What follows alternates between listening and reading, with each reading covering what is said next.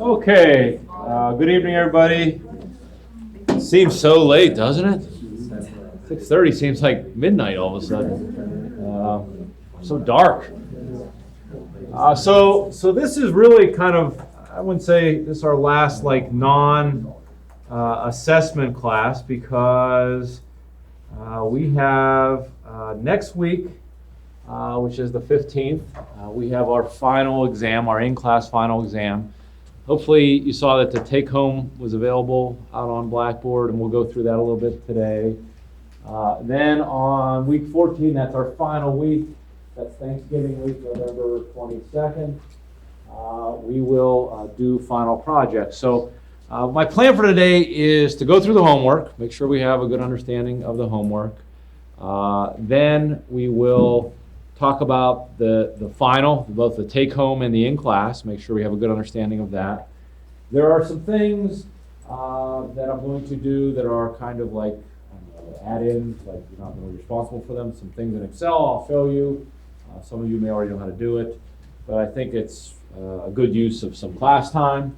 And then whatever we have left, whatever time we have left, obviously you guys can use it for the group project or finding out who's going to become the most powerful person in the world in a few hours. So let's talk about the homework. We're talking about queuing analysis, and we learned last week that a queue is a standard thing in the world of business. People arrive, or things arrive according to some queue, either deterministically, meaning at a standard rate, or according to some probability distribution. Most of the time, according to a probability distribution, the one that's most common is called the Poisson distribution. They are served in some fashion. Typically, that is also a Markovian distribution. So we typically try to denote queues with 5 things: how they arrive, and typically they arrive according to a Poisson distribution. So that is a family of Markovian. They are served according to an exponential distribution, which is also Markovian. We have a K number of servers, and we may also have a limited system size and a limited population size. But typically those things are considered infinite unless there's something holding them back. And there's a lot of formulas involved in that process. There's something called Little's formula, but we used a template that provided a lot of performance measures. And let's go to material by chapter, go to chapter 9, and let's look at the Q template that we have out here and just kind of review some of the measures that we get. Now, before we get these measures, the Q has to be in steady state. And what does that mean? It has to be in steady state. It's a good multiple choice review. For a Q to be in steady state, what has to happen? Remember that steady state. For us to be able to measure a Q and get these performance measures, it has to be in steady state. And Sarah? What's that? One customer or patron. Okay, so that's like an assumption of the Poisson distribution that at most one time, and you can slice time very thin. For to achieve steady state, though, there's 2 conditions that have to be met in a queue. Do your hand up? Yeah. The arrival rate has to be less than the service rate. Okay, that's one thing. We have to be serving things at least equal to how fast they're arriving, right? We can't be getting backed up, right? Then things aren't functioning according to, well, just not functioning well, and our measures won't work. So if people are arriving at a rate of 50 per hour, and my servers can handle 20 per hour, I better have at least 3 servers, right? My effective service rate better be greater than my effective arrival rate. And what else? What do we call that period when a queue first starts up? That it's not like standard behavior. I use my barber as an example. He's always bitter when there's guys waiting for him. Transient? Yeah, the transient period. So once we get past the transient period, once we have more people being served that are arriving, we can measure it, and we have some measures that we can use. And if we look here, this is the MMK template. That's probably the only one used for homework. Maybe I'm wrong. But we have L and L sub Q. L is the average number of people in the system. L sub Q is the average number of people in the queue. What was the difference between the two? The system versus the queue. What's the difference? What's, Includes the people that we serve. yes. Okay, the system is more inclusive, not just the people in line, which is the queue, but also people in the system, the people that are being served as well. W and W sub Q is the average time in the system, average time in the queue, waiting. P sub W is the probability someone waits. Rho is the percentage of times that a person, our servers are busy. And all these P sub 0, 1, 2, 3, 4, 5 is probably that many customers in the system. We also talked a little bit about economic analysis of queuing systems, and we talked about a concept called goodwill cost, right? Goodwill cost is hard to measure, but if your customer is upset because they had to wait too long or the service took too long and they don't come back, there's a cost to that. Maybe it's not a hard cost incurred during that visit, but they're not going to come back and there's a cost to that. So we want to try to assess that versus server costs, right? So we have server costs, which obviously we hire more servers, we're going to be able to process people faster, but it's also going to cost us more money. So we have to weigh those two things against each other. And where they bottom out, once again, that would be our optimal number of servers. Now, estimating goodwill cost is difficult, right? That's a difficult thing to do, because it's different by customer. There's certain people like, wow, I shouldn't have lost that customer because they're very valuable. And there's a person like, wow, I'm fine with losing that customer. Different businesses, for example, high-end business, well, one sell might be, several $100,000. Low-end business, one sell or one repeat customer might mean very little to the bottom line. So that's hard to measure. So what homework question would you guys like to do? So I know I just picked the sampling from the homework questions, but I don't believe I remember what those were.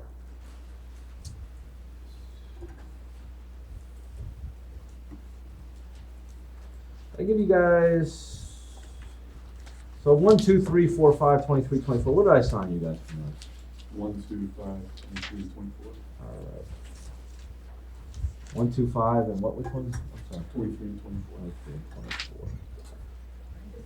Yeah, I just have 24, 1, 2, 5, 24. Okay, all right. Yeah.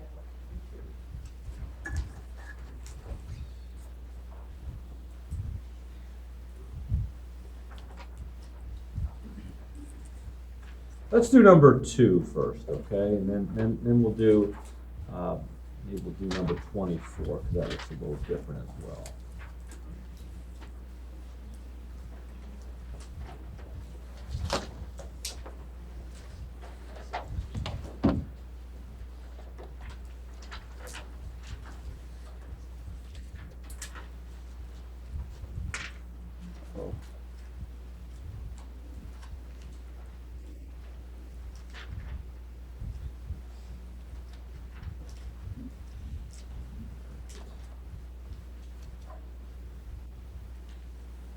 Okay, so customers arrive at Homestake Bank between the hours of 10 a.m. and 11 a.m. according to a Poisson distribution at a mean rate of 40 per hour. So what they've just given us, they've told us that this is an M arrival, right?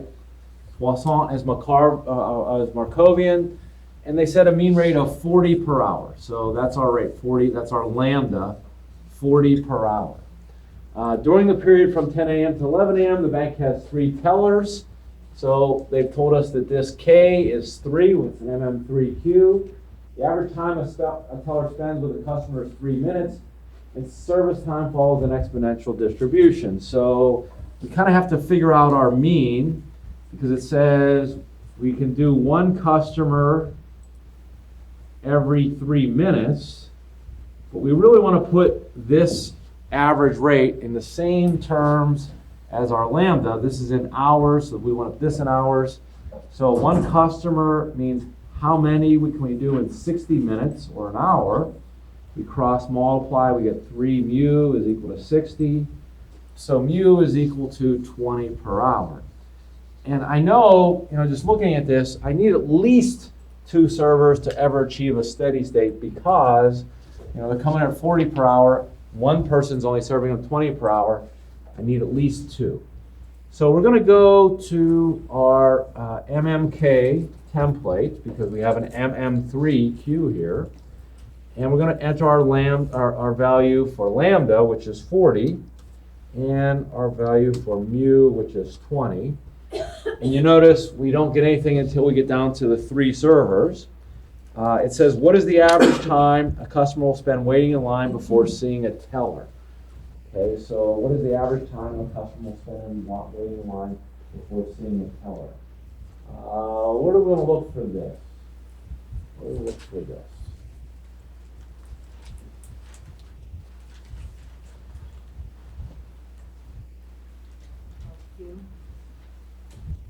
Okay, so W sub Q is what? W sub Q is the average amount of time where?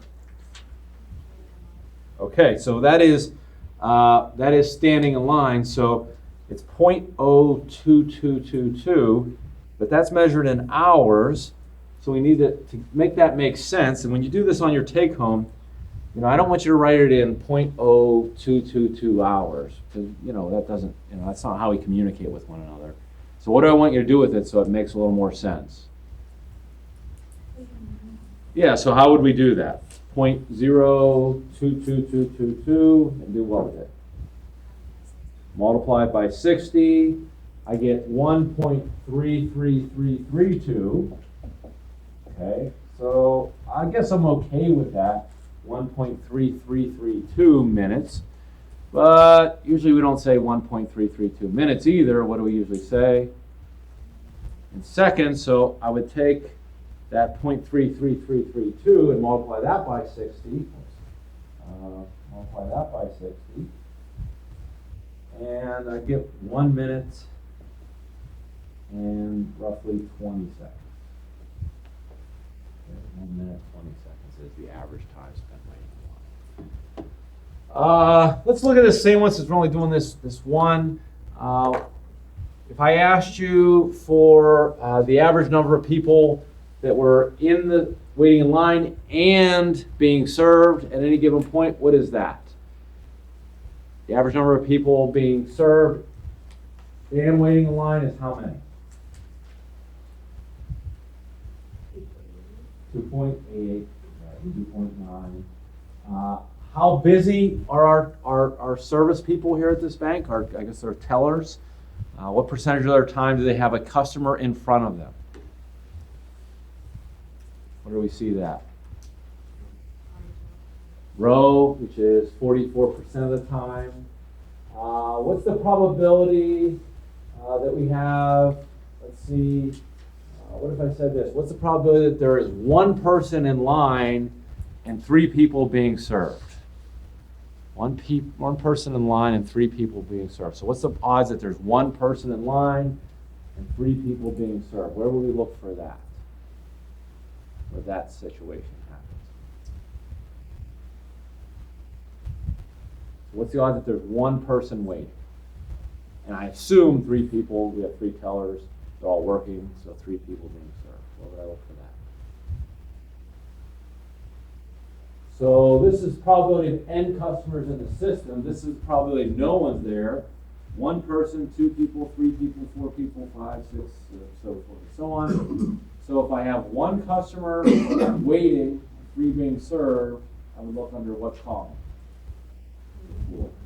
So about 9.9% of the time, there's 1 person in line while 3 are being served. Does this make sense? Because that's talking about people in the system. So that counts the people being served and the people waiting in line.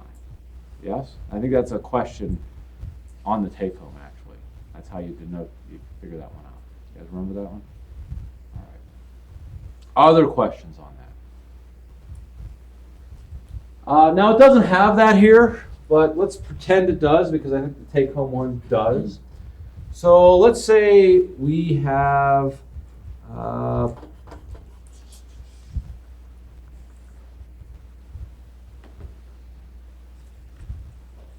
I'm going to make some changes to these variables. So let's say our tellers can really do, let's say 30 Let's make them worse. Let's make them.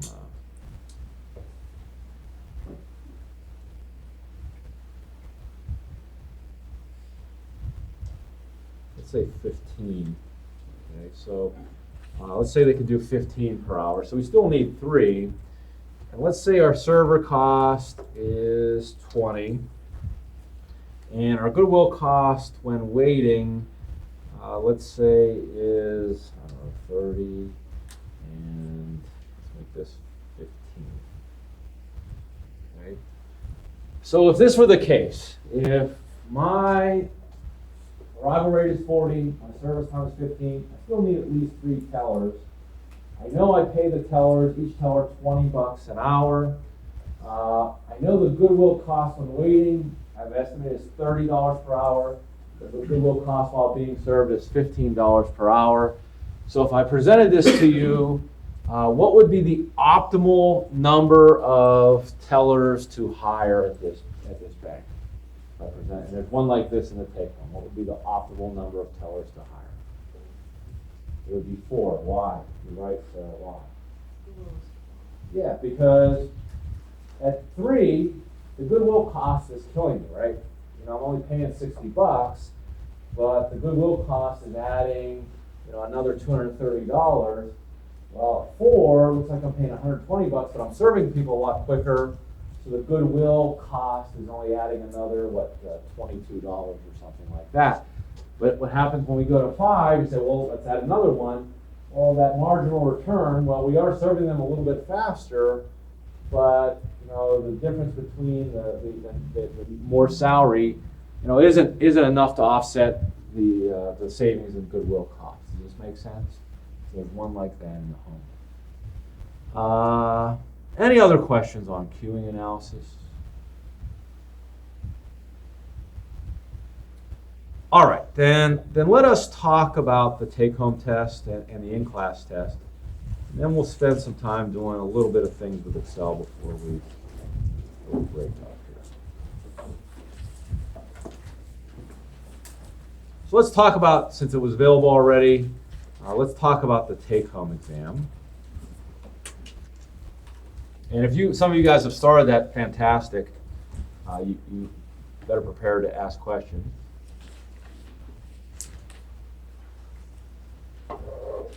So the first one on the take-home test is on page 315.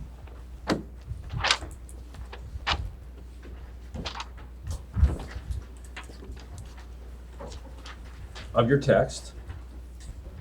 And it's number 16. So basically, someone has provided us a precedence relationship chart for some kind of, looks like a music project. And this project has variability in that they provided us for every activity a most likely case, an optimistic case, and a pessimistic case. So if you think about that PERT CPM template, that's like A, M, and B, right? Best case, most likely, worst case scenario. Remember what Excel is doing, or what that approach is doing is 2/3 of the way is going to most likely, 1/6 to optimistic, 1/6 to pessimistic. And the standard deviation is figured out by B minus A, or worst case minus best case divided by 6. So it's adding variability to it. So when we go down, you're going to use the PERT CPM template to enter those in. You're going to solve it on the input tab. You're going to go over to the output tab. You're going to resolve it, right? Everything in Solver is already set up. Given an estimated completion time for this project, that's the mean. Which activities have the most slack? Remember, slack are activities not on the critical path, right? So any of those activities, the ones that have the most slack would be ones that it's looking for here. It says, what is the probability that the project will be completed in 12 weeks? So when you get this project done, I don't know what it comes out to be, but it's going to give you a mean. It's going to say, like, I don't know, mean is 14 weeks, and maybe a standard deviation of 2 weeks. And what's the probability it's going to be done before 12 weeks? Well, you can pretty much just use that template and plug in 12, and it'll tell you the result. Give a time within which the station could be 99% sure of completing the project. Well, you can do a couple things. You can do a function in Excel called norm inverse, which we didn't really teach you here, but it's pretty easy to use. Or what you could do is do trial and error yourself and say, all right, if 12 weeks is 38%, and I know 14 weeks is 50%, 16 weeks comes out to be 85%, 20 weeks comes out to be 96%, whatever it might be, until you get to a value that's 99%, right? You can kind of keep going up until you get to that value. I'll show you something today called goal seek.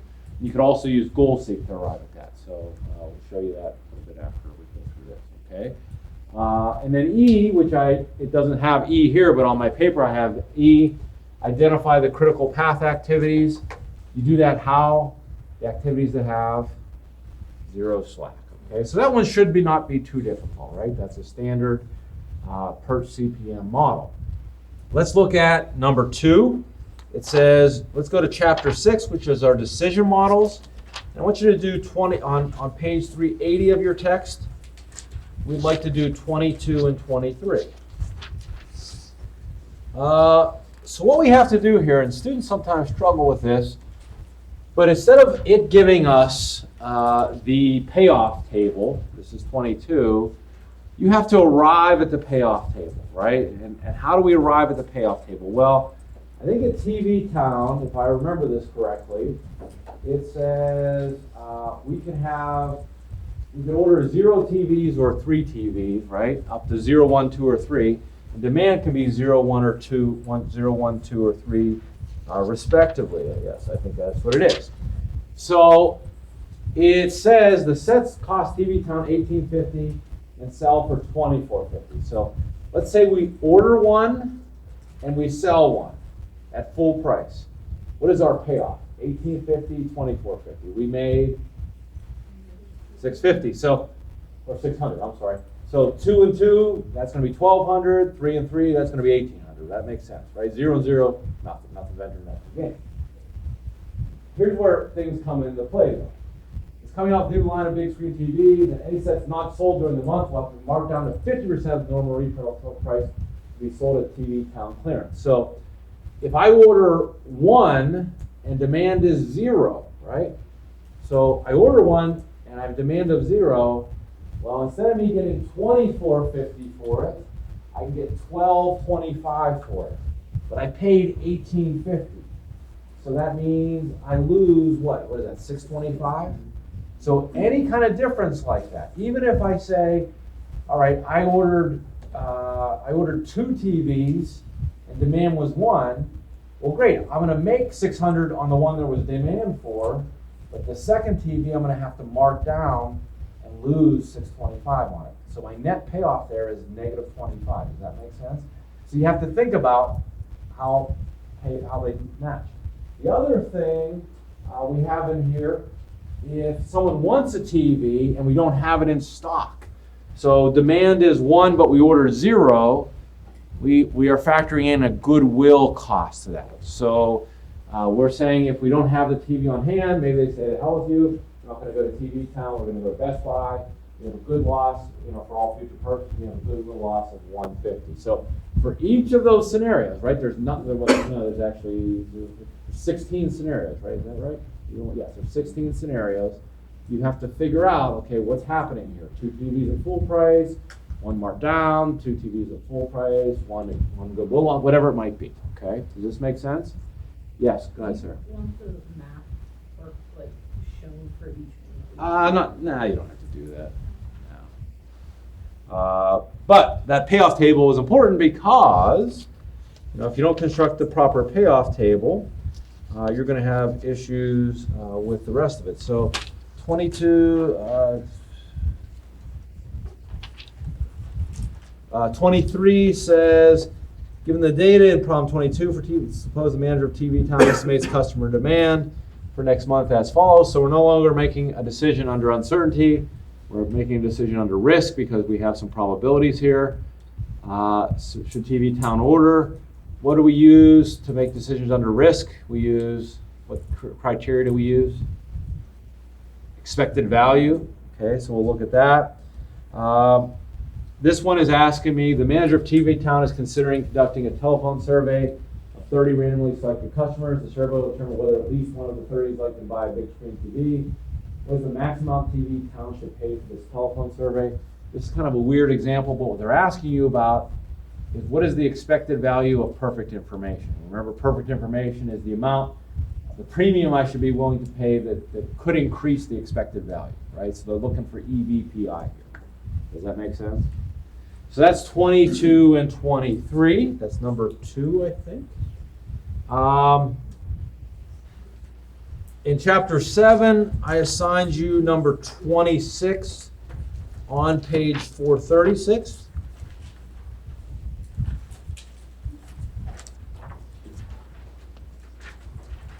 And I ask you specifically with this one to not follow the book's problems, book's questions, but to use mine. So it gives you the data. So there's 10 months worth of data you see there. And I ask you to do the following. Please graph the time. This is part A.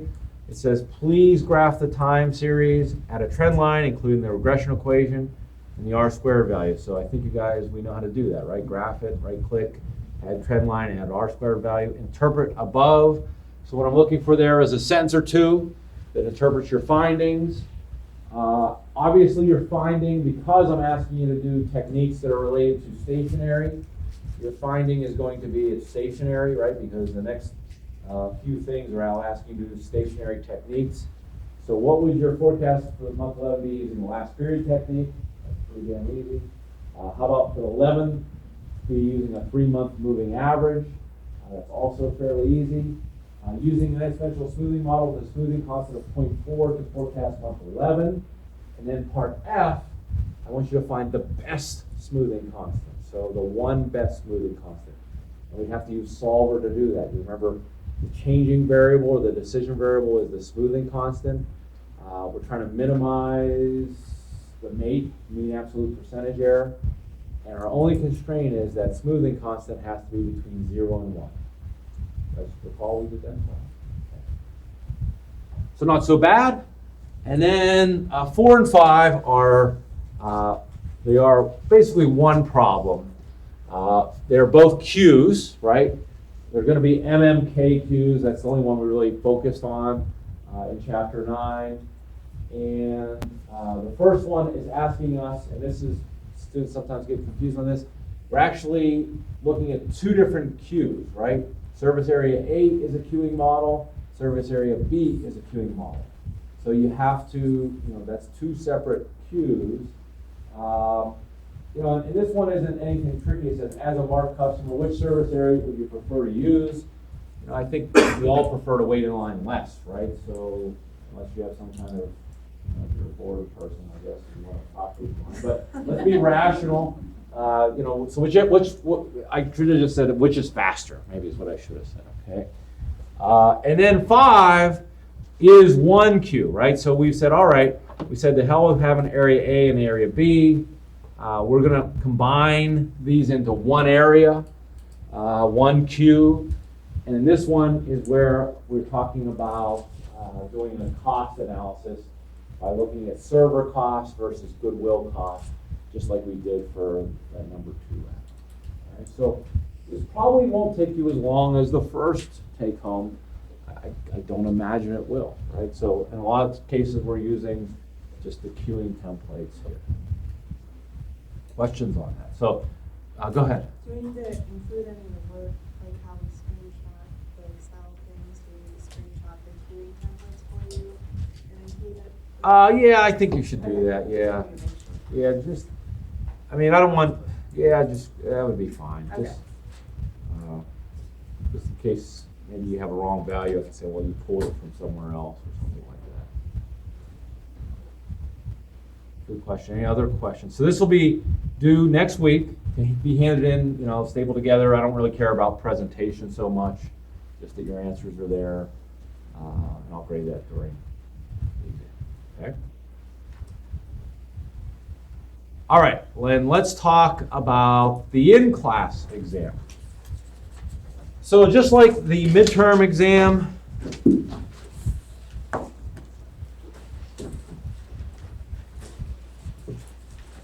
The in-class exam will also be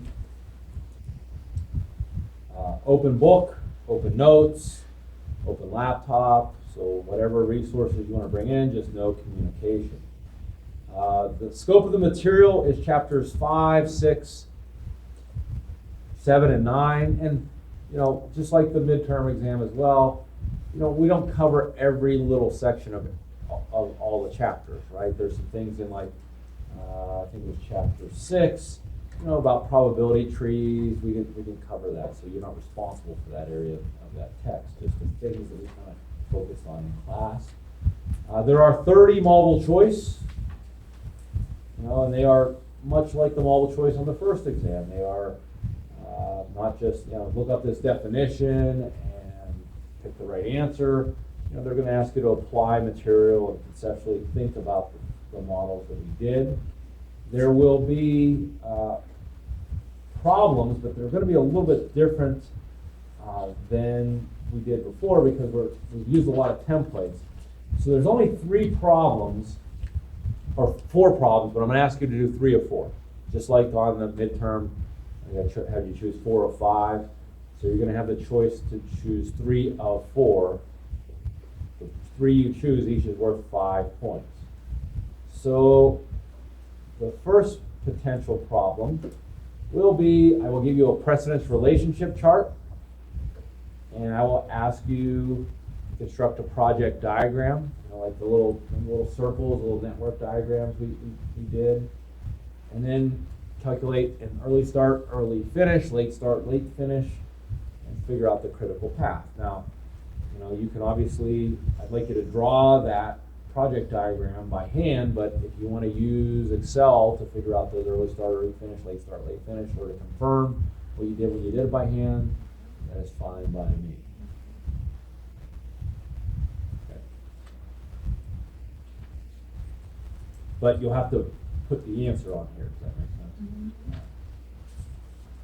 sense? Number 2 is a decision analysis, kind of like the one we talked about with that TV set one, where it's a supply and demand. You're deciding how many things to order, and you're building a little payoff table, and we're asking you to make a decision under several criteria: max and min, min and max regrets, and I'm giving you some probabilities and ask you to do it with expected value as well. So this can also be done, besides building the payoff table, I guess that could be done with Excel as well, but it could, you can use the payoff, the decision template from Excel.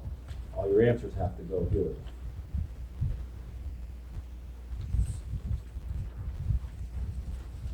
Number 3 is, I'll give you like 6 or 7 data points. They're going to be stationary. And I will ask you for forecast the next month's sales using last period technique, 3-month moving average technique, and a 3-month weighted moving average technique. And the last potential one, now I can't really have you do all the queuing stuff, but I can give you a problem, and I will, and ask you to determine what kind of queue it is, right? Is it an MM4 queue? You know what I mean? Is there an M? So I'll have like little blanks there, and you have to say, oh, it's an MM5 queue, right? And then I'll ask you to figure out what lambda is, and ask you to figure out what mu is.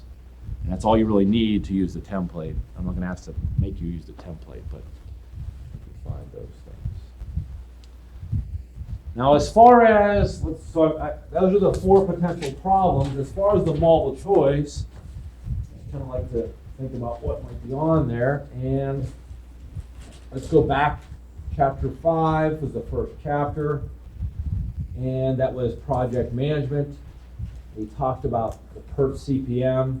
It's really important to me that you understand what early start, early finish, late start, late finish means. Like, that terminology is important, right? That's to be able to understand that the difference between early start and late start, that difference is called slack, and that means that's the wiggle room I have, and what the critical path means. Those are, the concepts are as important as anything as you apply this in the business world. So understanding, those terms, how to apply them, what the critical path is, the 3-time estimate approach, right? Where we talked about the best case scenario, the worst case scenario, the most likely case scenario. We talked about crashing a project. What is crashing a project? Sounds bad, but what is crashing a project? You dump more resources into it to try to lower the time it takes. Right, it's a schedule compression technique where we dump more resources to it to try to reduce the activity time. Fast tracking is another compression technique. Fast tracking is saying, well, I'm going to try to get rid of dependencies. That usually we do this after this, but let's try to do them at the same time. It's called fast tracking. Okay, so it's a little bit different. Maybe, it looks like about, 9 or 10 on those. Okay? 9 or 10 multiple choice in chapter 5. Chapter 6 was decision analysis. So a couple things important in that chapter. We talked about making decisions under 3 conditions. Certainty, which we didn't really talk about much because we know it's going to happen. We don't really need much of what we're going to do. We talked about uncertainty, where I have no ability to predict the likelihood of outcomes, and risk, where I do have probability associated with those future states of nature. Obviously, you need to understand what a payoff table is. The payoffs are on the rows, and the decision or the states of nature are on the columns, and the intersect is the payoff. You need to understand the techniques, the decision criteria we use. Max-min, min-max regret, max-max, principle of insufficient reasoning. Those were all decision making under uncertainty. And when we had risk, we used expected value. As well, we talked about the difference between expected value and expected utility. Understand that difference.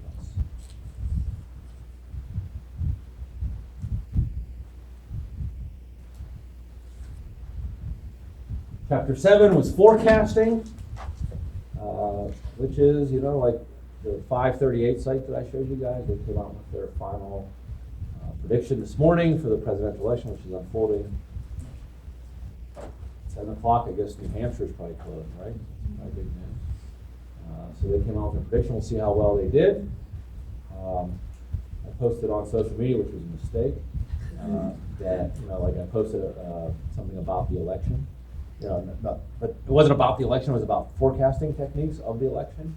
Let the crazies comment on that. You know what I mean? So the next time I posted on that, I posted like, hey, this is not a political post. This is a post about the beauty of statistics.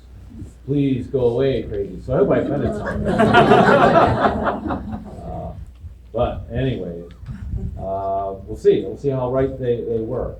They tightened up. They definitely tightened up here toward the end, so we'll see. So when we talk about forecasting, we talked about understanding 4 things in a time series forecast. You remember there was long-term trend, there was seasonality, there was cyclical variations, and there was also just what we called random effects, right? And as statisticians, we're not too good with the last one, cyclical and random effects. And we talked about, once we determine if it's stationary or has long-term trend, we talked about techniques.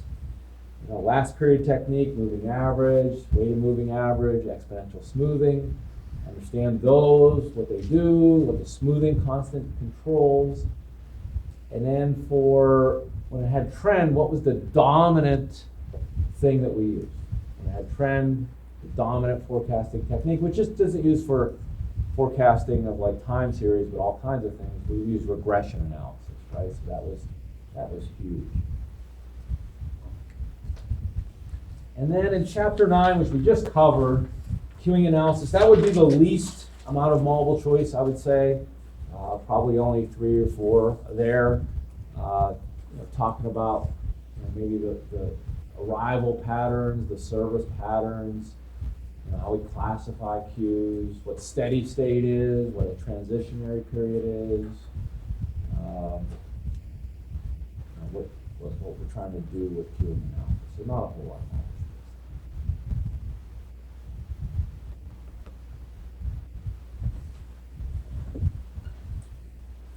All right, questions on the exam?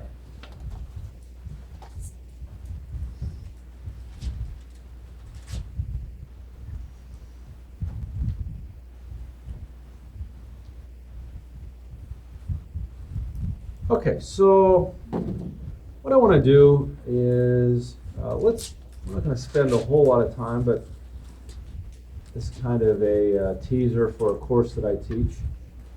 In the summer, it's an online course. So I want to show you some of the things that we learn. So Trump has won Kentucky and Indiana. Those are no surprises.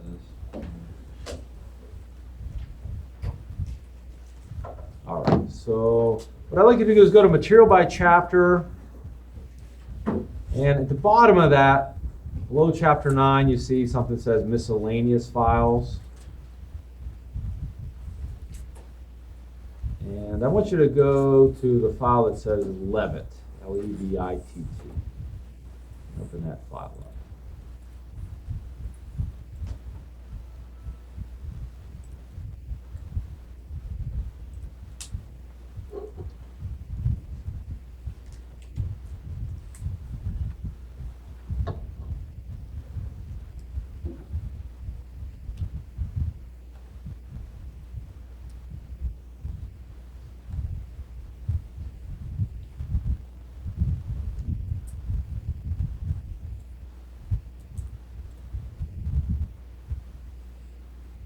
So one of the nice things that Excel has in it that we didn't really uncover in this class, but I'm sure you guys I know you take a financial management class in our program. Who's teaching that now? Seidel? Yeah. You guys use Excel for that as well? You have been? Or you chapter you did? Okay. So it's very nice, some very, very things in personal life. There are a lot of financial functions in Excel, so let's take a look at an overview. Let's just say we're going to take a $300,000 loan. So in loan amount, present value, I'm going to put $300,000. Let's say it's an 8% rate. So we're going to put 8 in annual interest rate. Payments per year. Let's say we were going to have 12 payments per year. Now, when we look at something like that, the rate is annual rate, 8% annually. So that means for every period we have to take that C6 and divide it by C7 to get a rate per period. So that's what it's looking for with the rate. Okay, so I took C6 divided by C7 to get 0.67. Let's say this is let's say a 20-year.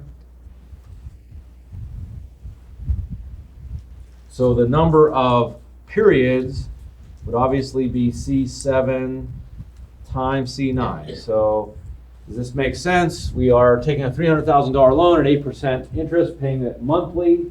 That's where the 12 comes from. That means the interest rate per period is 0.67.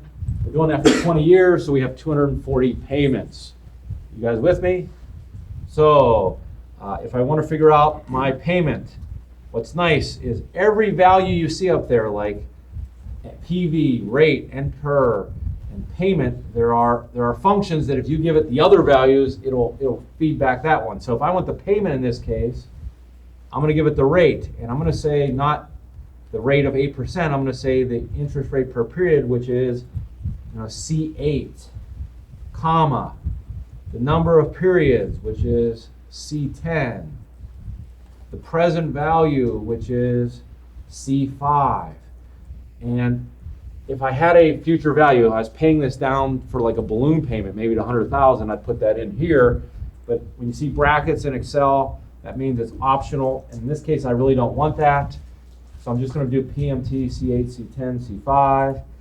And it tells me, hey, that means I'm going to pay annually $2,500.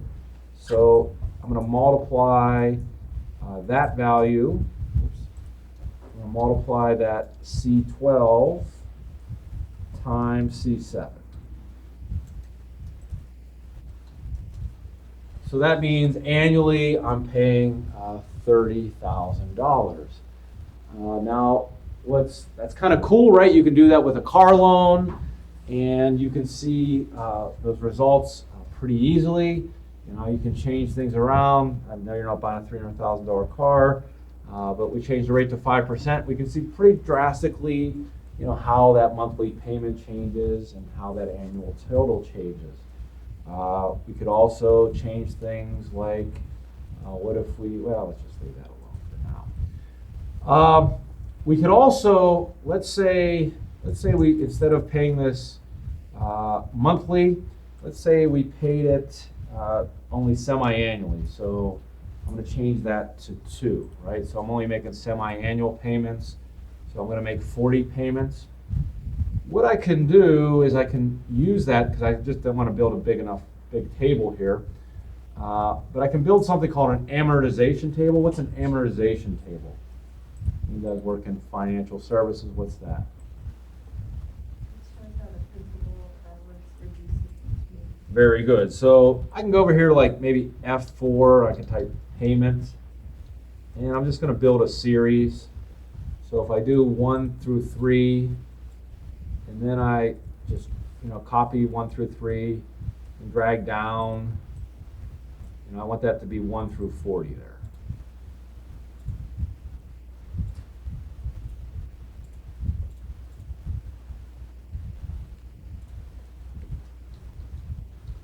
And then in G4, I'm going to put interest. And H4, I'm going to put principal. And what we can do here is there's functions, not just PMT, but there is, you know, IPMT. And what that does is it tells us the interest component of any payment. So I'm still going to give it the same things. I'm going to give it the rate, which is in C8. But I also need to give it the period. So this is period 1. The number of periods is in C9. And the present value is still 300,000. And if I look at this, I'm going to drag this down so it shows the interest I'm paying for every payment. Which part of this function do I want to make static, and which part do I want to make relative, or leave relative, I guess. I always want it to reference C8, so I'm going to F4 that guy. That's the rate. And I always want the number of periods and present value to be static. But I want the payment to change as I drag it down. So it just ran out of space there. So if I drag that down, what did I do wrong?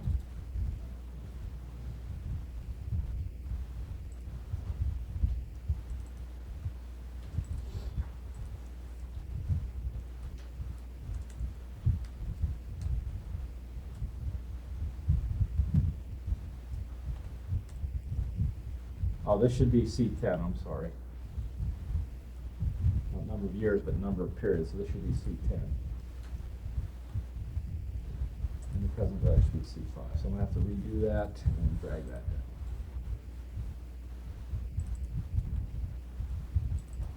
So, you know, for our first one, our first payment, we're paying $11,950. Of that first payment, $7,500 of it is just serving interest. If we want to know the component that serves principal, let's copy that over. So let's copy that over. And I'm going to have to change some things. There is a PMT function. And it has the same things. It's looking for the rate, the period, the number of periods, and the present value. And okay, I drag that down. Whoops. So you see what happens here and I'm going to sum these two. And it equals 11,950. All of these should equal roughly the same value. It's a little bit truncated, but 11,950. Why? Because that's how we pay down a loan, right? Your first payment, a lot of it goes to interest, as you go. So, pretty quickly we can build an amortization table. And I guess some of you are nearly my age. You probably remember when you got your car loan, you had a coupon book. Everyone had a coupon book. And on the coupon, it had the part that went to principal and part that's what this is, right? Not magic. So anyways, there's a lot of financial functions you can do in Excel. I went through a few very, very quickly. Some other nice things, I showed you guys some graphing functions. There's some little cool graphs. A lot of times a picture is worth 1,000 words. So for example, down here in this little table, here's my production goal in cases for these types of wines. But I want to show what's going to happen over 10 years. So if I highlight D29 through D24, or D34, D29 through D34, and I do insert, over here under charts, there's these mini charts. They're called spark lines. And click on a line, the spark line, and it says, all right, where do you want them? And we said D29, D34, we're good. And it's asking where the data should go that I want to graph in there. And I'm going to click on that little spreadsheet. I'm going to click on estimated production. And I'm going to highlight in this C6 through L11, because that's the estimated production for Chardonnay over 10 years, Riesling, Pinot Grigio, Pinot Noir, Cabernet France, and Roubaix Cabernet. I click OK. And what's kind of cool is it puts a little graph that represents this table in a cell. So you have both the value but also a picture. And if I change this, let's make Chardonnay, I don't know, let's say year one was 5,000. Let's say in year five it bottomed out. You can see that line changed accordingly, right? It was 5,000, which is very nice. So you can do spark lines of lines. You can do spark lines of columns, like a little column chart in there. And you could do like win-loss, so like negative, positive kind of stuff. I think I might have showed you this week, but last week. But we also can do. These are the prices of our wines. And we just highlight this table, and we go to home, and we go to conditional formatting. We could put in data bars that represent, those bars now represent the values, the cells, the values in those cells. So it's kind of like a grouping. They're all relative to one another. So let's say I went super cheap on this Chardonnay. I changed it to $2. You'll see the bar automatically goes down to $2. If I made one ridiculously high, you'll see all the bars relative to that 100, because 100 is a lot higher, everything's relative to that. So it's kind of a nice thing. If I also want to highlight the same thing, go into insert, go to home, go to conditional formatting. I can also do color scales. So like a green, they're all going to be yellow here, but if I do a color scale like green, yellow, red, you can't see that one because of the data bar, but it's green. And I'll make another one small, like 5, and then this one maybe 40. And you can see it's darker green, so it becomes like a heat map. So it's kind of a good way to present things in a quick fashion. So we mentioned, let's pull up another. Go back to Blackboard. Let's pull up let's pull up cycle. Okay, we pulled up Levitt. Let's pull up cycle. And I know I'm going through this ridiculously quick, but I want to show you what is capable. We covered a little bit of Excel's power in this class, but not all of it. So this is an income statement for a bicycle company. Let's change units sold to 300. And if we go down, so we only sold 300, we have all our average material cost per unit, our fixed expenses, our total revenue, total expenses. We're losing $145,000. If I go up to 600 units, you'll see, whoops, did I change that to 600? No, I changed the wrong thing. If I change B4 to 600, you'll see now we're making 155,000. So somewhere between 300 and 600 is a point where I break even. What do we call that point? The break-even point. Now, if I wanted to, I could find that point, right, by doing trial and error, but I can also use a little feature of Excel. If I go to data, and you might want to use this to find the 99% for that one, that one project. If I go to data, under forecast, I can go to what if analysis, and there's something called goal seek. Click on goal seek, and it says I want to set cell net income, which is B26, to 0 by changing which cell? Well, we're going to change it units sold, which is B4. So it's going to do that trial and error for me. It's going to change B26 to 0 by it doing trial and error on B4. And I click OK. And it tells me the break-even point, we knew it was between 300 and 600. The break-even point is 445 units. So that is nice.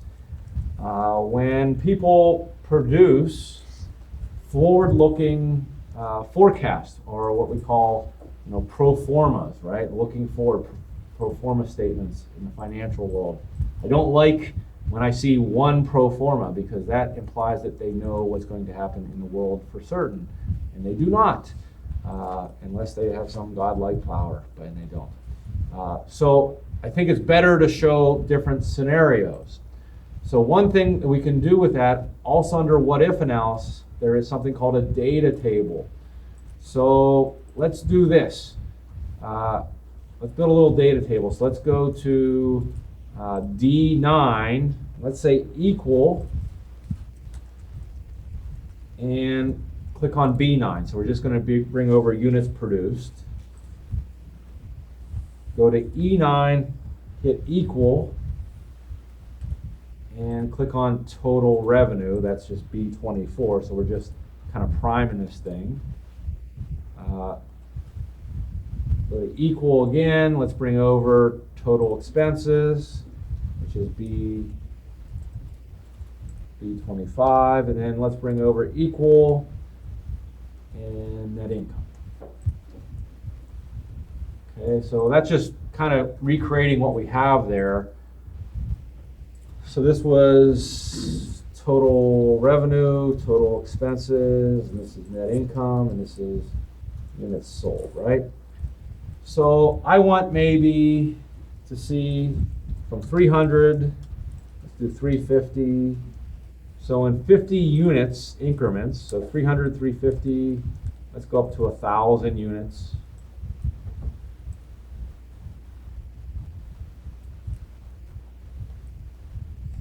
I want to see what would happen if I sold 400, 500, 600, 700, every 50 to all those values. Well, what we can do, which is really cool, is we can highlight, so D9 down to the end of my table. I can do what if analysis, data table, and my input cell is it's going to be this column, and it's units produced. So I'm going to go to column input cell. I'm sorry, it's units sold. That's what I want. B4. That's the thing that's driving this. So B4. And I click OK. And I know it's not in currency format, but it's telling me all these scenarios what happens. So if I sell 300 units, my total revenue is 630,000, my total expense is 775,000, and I lose 145,000. And, you see, I don't go positive until 450. It's 5,000, and that's really close to our break-even point, which we figured out was 445, right? And what's kind of cool is I can also now take this data that I just created, and I could do insert. I can do a line chart. That first value. That doesn't.